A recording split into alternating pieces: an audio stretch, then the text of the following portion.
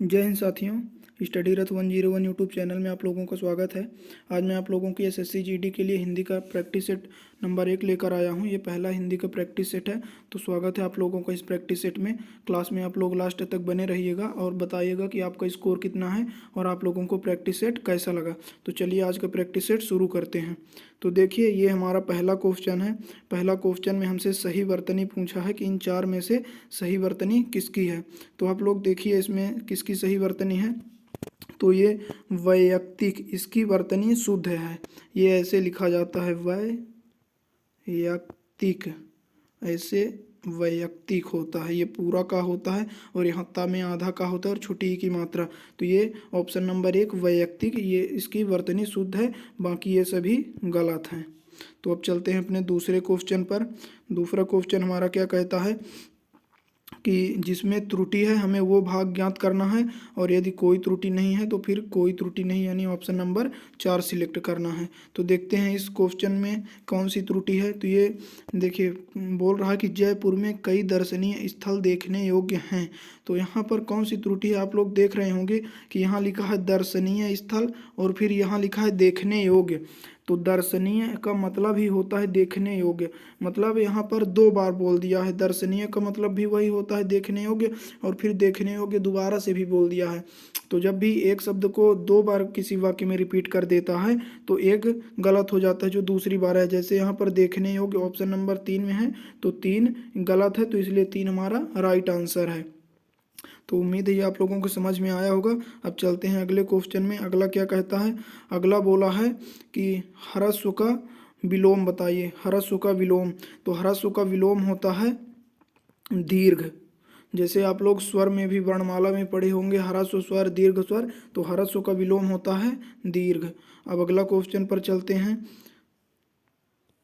अगला क्वेश्चन ये हमारा चौथे नंबर का क्वेश्चन है कि बोल रहा है कि जिसमें भय नहीं है, वाक्य के लिए वाक्यांश बताइए कि जिसमें भय नहीं है तो उसे क्या बोलेंगे। तो जिसमें भय नहीं है उसे हम बोलेंगे निर्भय। निर्दय, श्रेष्ठ, बहादुर ये सब गलत है। जिसमें भय नहीं है वो होगा निर्भय। अब देखते हैं अपना अगला क्वेश्चन क्या है। तो अगला है कि अक्षर का समानार्थी शब्द कौन सा है। समानार्थी का मतलब होता है जो उसी के समान अर्थ दे, जैसे कि पर्यायवाची शब्द होता है।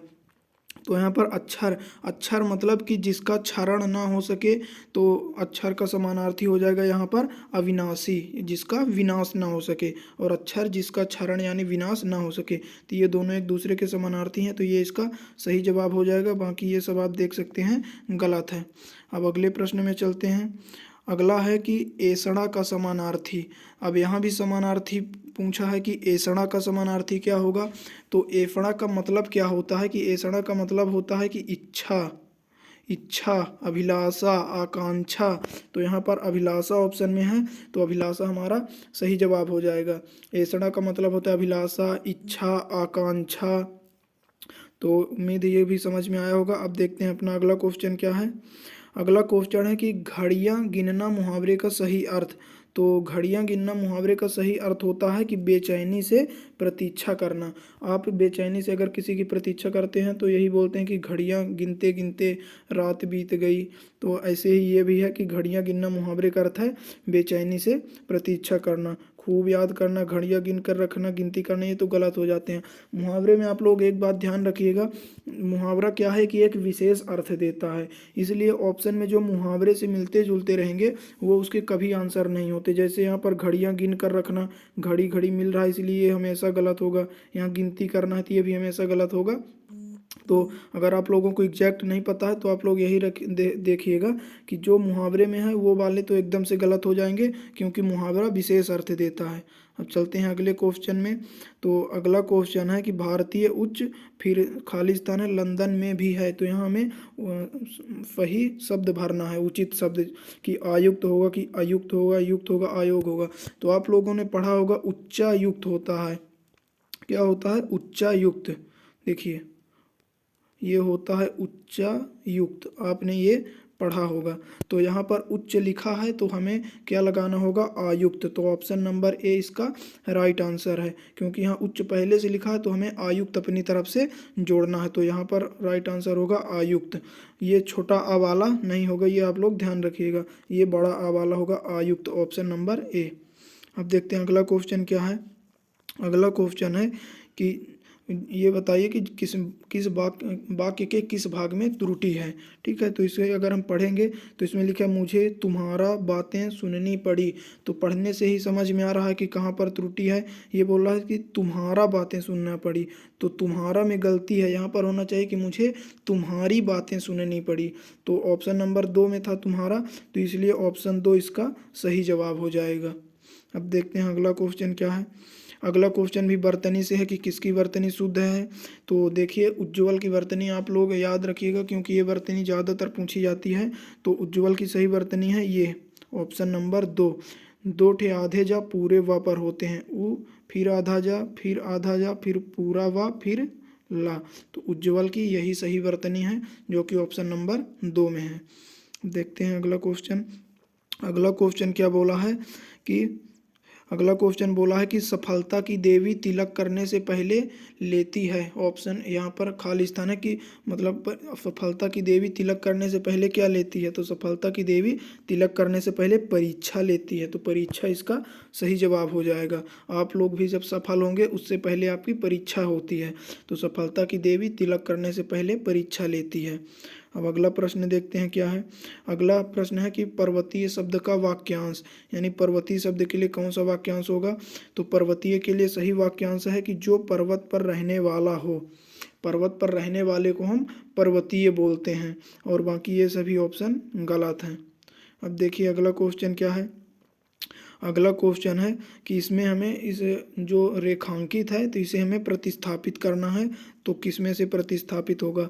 बोला है कि बिना पैसे का किसी भी आदमी को सम्मान नहीं मिलता। तो यहाँ देखिए गलत पढ़ने से ही लग रहा है कि बिना पैसे का किसी भी आदमी, तो यहाँ पर होगा बिना पैसे के किसी भी आदमी को सम्मान नहीं मिलता। तो ये ऑप्शन नंबर 3 में है कि बिना पैसे के किसी भी आदमी को सम्मान नहीं मिलता। बाकी सभी गलत हैं। अब देखिए अगला क्वेश्चन क्या है। अगला क्वेश्चन भी हमारा मुहावरे से है कि उस विकल्प का चयन करें जो मुहावरे का सही अर्थ देता है। तो देखिए इसमें मुहावरा बोला है कि हाथ डालना। तो हाथ डालना मुहावरे का अर्थ होता है शुरू करना। जैसे आप लोग अक्सर सुनते होंगे कि किसी काम में अब हाथ डाल दिए हैं तो अब इसको पूरा ही करेंगे। तो हाथ डालने का मतलब होता है शुरू करना, जो कि ऑप्शन नंबर 4 में है। तो ये इसका सही जवाब है। अब देखिए अगला क्वेश्चन क्या है। अगला क्वेश्चन है कि सहज का विलोम चुने। तो सहज का विलोम होता है कठिन। सहज मतलब होता आता है सरल और कठिन मतलब हो जाता है कठिन। तो सहज का विलोम हो गया कठिन। अब देखिए अगला क्वेश्चन। अब हमारा ये इससे है गद्यांश से, इसमें हमें उपयुक्त विकल्प छांटना है। तो सबसे पहले इसको हम पढ़ेंगे। तो पढ़िए इसको आप लोग कि अपना स्वभाव छोड़ना किसी के, फिर खाली स्थान में नहीं है। तो किसी के पहला ऑप्शन है पैर में नहीं है, आँख में नहीं है, दिमाग में नहीं है कि हाथ में नहीं है। अपना स्वभाव छोड़ना किसी के हाथ में नहीं है। तो इसका राइट ऑप्शन हो जाएगा ये 4, अपना स्वभाव छोड़ना किसी के हाथ में नहीं है। ठीक है, अब आगे बढ़ेंगे। तो आप लोग इसे फिर से शुरू से पढ़ेंगे कि अपना स्वभाव छोड़ना किसी के हाथ में नहीं है। दुष्ट एवं स्वार्थी को पहचान कर वैसे ही चलना चाहिए जैसे कीचड़ भरे मार्ग में हम बचते हुए चलते हैं। दुष्ट व्यक्ति कुछ पल के लिए अपना बदल सकता है। तो क्या बदल सकता है, नाचना बदल सकता है, व्यवहार, घूमना, सोना। तो दुष्ट व्यक्ति कुछ समय के लिए अपना व्यवहार बदल सकता है। ये व्यवहार बदल सकता है। दुष्ट व्यक्ति कुछ समय के लिए अपना व्यवहार बदल सकता है। अब देखेंगे अगला प्रश्न में। तो यहीं से पढ़ेंगे आप कि दुष्ट व्यक्ति कुछ पल के लिए अपना व्यवहार बदल सकता है, परंतु मिलते ही वह अपनी दुष्टता पर उतारू हो जाएगा। तो क्या मिलते ही, नौकरी मिलते ही, बाजार मिलते ही, घर मिलते ही, कि अवसर मिलते ही। तो आप लोग सही देखेंगे कि वह अवसर मिलते ही उतारू हो जाता है। अवसर मिलते ही वह अपनी दुष्टता पर उतारू हो जाता है। तो इसका राइट आंसर हो जाएगा अवसर। अब देखिए अगला है, और ये शायद लास्ट है कि वह अवसर मिलते ही अपनी दुष्टता पर उतारू हो जाएगा। करेला मीठा नहीं हो सकता एवं सांप विष की जगह अमृत नहीं उगल सकता। जैसे यहाँ पर देखिए बोल रहा कि करेला मीठा नहीं हो सकता एवं सांप विष की जगह डैश नहीं उगल सकता, तो यहाँ पर होगा कि अमृत नहीं उगल सकता, क्योंकि विष का विलोम होता है अमृत। तो अमृत हमारा ऑप्शन नंबर ए में है, तो ऑप्शन ए इसका राइट हो जाएगा कि सांप विष की जगह अमृत नहीं उगल सकता। अब एक क्वेश्चन और है हमारा, ये आज का लास्ट क्वेश्चन है कि करेला मीठा नहीं हो सकता एवं सांप विष की जगह अमृत नहीं उगल सकता, पांचों खाली स्थानें बराबर नहीं होती। तो पांचों क्या बराबर नहीं होती, तो आप लोग बिना ऑप्शन देखे भी बता सकते हैं। हमेशा से हम लोग सुनते हैं कि पांचों उंगलियां बराबर नहीं हो सकती, तो उंगलियां देखिए ऑप्शन नंबर 3 में है, तो ऑप्शन 3 इसका सही जवाब है कि पांचों उंगलियां बराबर नहीं हो सकती। तो आज का हमने ये 20 क्वेश्चन किया, उम्मीद है आप लोगों को अच्छा लगा होगा। आप लोग अपना स्कोर हमें बताइएगा कि आपका कितना स्कोर है। फिर से मिलेंगे अगले वीडियो में, तब तक के लिए धन्यवाद। जय हिंद।